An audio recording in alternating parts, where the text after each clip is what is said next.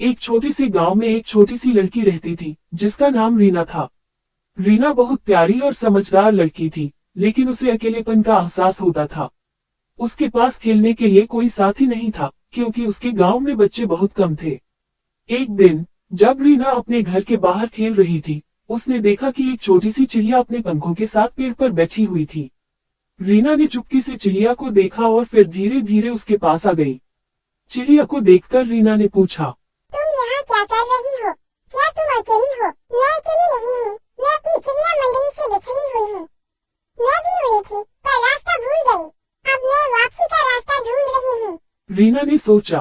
मैं भी तो कभी अकेलापन महसूस करती हूँ, जैसे चिड़िया। उसने चिड़िया से पूछा, क्या तुम मुझे अपना रास्ता बताओगी?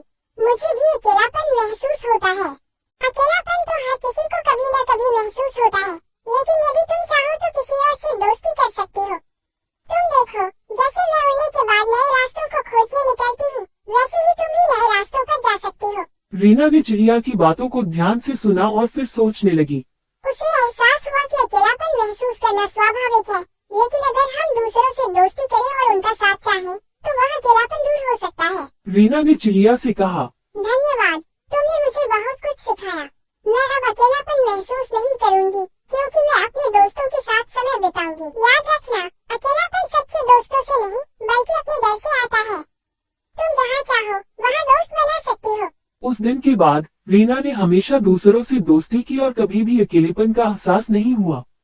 चिड़िया भी उड़ी और अपने रास्ते पर चली गई, लेकिन उसकी बातों ने रीना के दिल में हमेशा के लिए जगह बना ली।